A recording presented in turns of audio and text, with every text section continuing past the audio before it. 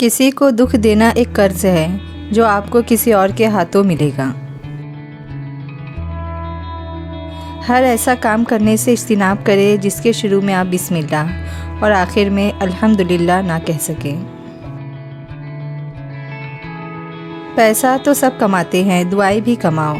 دعا وہاں کام آتی ہے جہاں پیسہ کام نہیں آتا۔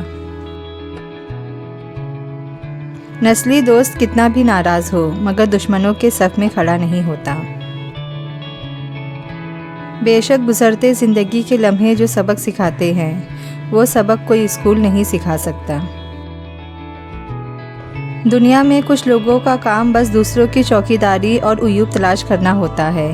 ایسے لوگ خالق کائنات کی نظر میں بھی مردود ہوتے ہیں اور مخلوق کی نگاہوں میں بھی ناپسندیدہ ٹھہرتے ہیں۔ جو خوشیاں لوگوں کو ملی وہ آپ کو نہیں ملی، لیکن جو غم لوگوں کو ملے وہ بھی تو آپ کو نہیں ملے۔ موازنہ بے سکونی کا سبب بنتا ہے اور ناشکری میں برکت اور سکون ہے۔ راستہ سچا نہیں ہوتا بلکہ مسافر سچے ہوتے ہیں۔ تکلیف آتی ہے ہمارے اعمال کی وجہ سے۔ ہماری وسعت برداشت کے مطابق اللہ کے حکم سے ہر تکلیف ایک پہچان ہے اور یہ ایک بہت بڑی تکلیف سے بچانے کے لیے آتی ہے۔ ایک دوسرے کو خوبیوں اور خامیوں سمیت قبول کیجیے۔ ازواجی زندگی میں ایک دوسرے کی خوبیوں اور اچھائیوں پر نظر رکھیے۔ کمزوریاں اور کوتاہیاں نظر انداز کیجیے۔ خامیوں کی درستگی میں ایک دوسرے کی مدد کیجیے۔ عزت کرنے والا ڈپریشن میں نہیں آئے گا۔ اطاعت کرنے والا ڈپریشن میں نہیں آئے گا۔ کسی کے ساتھ نیکی کرنا اپنا اصول بنا لو تو ایسا شخص ڈپریشن میں نہیں آئے گا۔ ڈپریشن آ جائے تو عبادت کرو، پھر بھی ڈپریشن آ جائے تو خیرات کرو، پھر بھی ڈپریشن آ جائے تو محبت کرو۔ اگر زیادہ ڈپریشن آ جائے تو معصوم بچوں کو ساتھ رکھنا شروع کر دو۔ برے کو برا کہتے رہنے میں وقت ضائع نہ کرے۔ اگر آدم علیہ السلام شیطان کو کوستے رہتے تو توبہ کرنا کب سیکھتے اور اللہ کی رضا میں دل کیسے لگاتے؟ مشکلوں کا آنا پارٹ آف لائف ہے اور ان میں سے ہنس کر باہر آنا آرٹ آف لائف ہے۔ زندگی میں سب لوگ رشتہ دار یا دوست بن کر نہیں آتے، کچھ لوگ سبق بن کر بھی آتے ہیں۔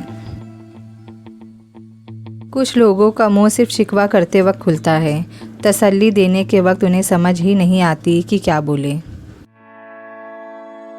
بے خوف ہونے کے لیے باکردار ہونا ضروری ہے۔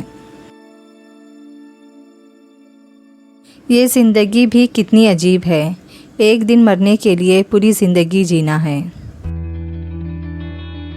حضرت علی رضی اللہ تعالیٰ عنہ سے کسی نے پوچھا، میں بہت کوشش کرتا ہوں کہ صبح نماز پڑھوں پر اٹھا نہیں جا سکتا۔ حضرت علی رضی اللہ تعالیٰ عنہ نے ارشاد فرمایا، یہ نیند کی وجہ سے نہیں بلکہ یہ جو تم سارے دن گناہ کرتے ہو، وہ گناہ تمہارے گردن میں توق، ہاتھوں میں ہتھکڑی اور پاؤں میں بیڑیاں بن کر تمہیں اٹھنے نہیں دیتا۔ ہاتھوں سے موتی بکھر جائے تو انہیں سمیٹنا آسان ہے، مگر الفاظ سے کسی کی ذات بکھر جائے تو ان کا سنبھلنا بہت مشکل ہوتا ہے۔ خدا سے مدد چاہتے ہو تو غریب بے سہارا لوگوں کی مدد کرو۔ دنیا آرام گاہ نہیں بلکہ امتحان گاہ ہے، بے سہارا لوگوں کا سہارا بنو۔ اپنی زندگی میں ایسے لوگوں کو شامل کرو جو کبھی آئینہ اور کبھی سایہ بن کر ساتھ رہے، کیونکہ آئینہ کبھی جھوٹ نہیں بولتا اور سایہ کبھی ساتھ نہیں چھوڑتا۔ 4 سال کے بچے کو صبح 7 بجے اٹھا دیا جاتا ہے کہ اسکول جانا ہے، لیکن 15 سال کے جوان کو فجر کی نماز کے لیے نہیں جگا سکتے کہ ابھی بچہ ہے۔ ایک لمحہ فکریہ۔ پیسہ کہتا ہے مجھے حاصل کرو، سب کو بھلا دو۔ وقت کہتا ہے میرے پیچھے چلو، باقی سب کو چھوڑ دو۔ مستقبل کہتا ہے میرے لیے کوشش کرو، باقی سب کو بھلا دو۔ اللہ صرف اتنا کہتا ہے، مجھے یاد کرو، سب کچھ تیرے قدموں میں ڈال دوں گا۔ 1 روپے کے بدلے 42 ملنے پر ہم سعودیہ، دبئی چلے جاتے ہیں، لیکن ایک نماز کے بدلے 27 درجے ملنے پر ہم مسجد نہیں جا سکتے۔ پہلے ذات دیکھیں گے، رتبہ دیکھیں گے، پھر رنگ و قد وغیرہ دیکھیں گے، پھر کسی بابے سے حساب لگوائیں گے اور آخر میں کہیں گے جوڑیاں تو آسمانوں میں بنتی ہے۔ مرد کہتا ہے اکیلی عورت محفوظ نہیں ہوتی، لیکن یہ نہیں بتاتا کہ کس کی وجہ سے۔ منافق لوگ آپ کی خوشیوں میں سب سے آگے اور مصیبت میں سب سے پیچھے ہوتے ہیں۔ دل کے دروازے کبھی کسی پر مکمل بند نہیں کرنا چاہیے۔ غلطیاں انسانوں سے ہی ہوتی ہے۔ بعض لوگ واپس لوٹنا بھی چاہتے ہیں، لیکن انہیں دروازے ہی بند ملتے ہیں۔ جب کسی کی خوشی اپنی خوشی سے زیادہ عزیز لگنے لگے، جب دعاؤں میں بھی اس کی سلامتی کی دعا مانگنے لگے، تو سمجھ لے محبت دل سے ہو کر روح میں اتر گئی ہے۔ اگر آپ معافی کا مطلب سمجھنا چاہتے ہیں تو ایک ایسے شخص کو معاف کرنے کی کوشش کر کے دیکھیں جو آپ کی کردار کشی کا مرتب ہوا ہو۔ آپ جان جائیں گے کہ معاف کر دینے کا اجر اتنا زیادہ کیوں رکھا گیا ہے۔ اگر انسان کو تکبر کے بارے میں اللہ کی ناراضگی اور سزا کا علم ہو جائے تو بندہ صرف فقیروں اور غریبوں سے ملے اور مٹی پر بیٹھا کرے۔ امام علی علیہ السلام نے فرمایا، 3 کام عزت بڑھانے کا سبب ہوتے ہیں: سلام کرنا، مجلس میں کسی کو جگہ دینا، اور لوگوں کو ان کے اصل نام سے پکارنا۔ انسان کو اچھی سوچ پر وہ انعام ملتا ہے جو اسے اچھے اعمال پہ بھی نہیں ملتا، کیونکہ سوچ میں دکھاوا نہیں ہوتا۔ بڑا بیوقوف ہے وہ شخص جو ایک کتاب کو زندگی بھر بڑی عقیدت سے پڑھے اور اس میں کیا لکھا ہے یہ معلوم ہی نہ کرے۔ کیا ہم قرآن سمجھ کر پڑھتے ہیں؟ اگر تم نے نماز چھوڑی تو سمجھ لو راحت اور برکت بھی تمہیں چھوڑ گئی۔ قبر میں موبائل نہیں قرآن ساتھ دے گا۔ قرآن کو موبائل سے زیادہ وقت دیا کرو۔ دنیا اگر ہاتھ سے نکل جائے تو بندہ غریب ہو جاتا ہے، اور اگر یہ دنیا دل سے نکل جائے تو بندہ ولی ہو جاتا ہے۔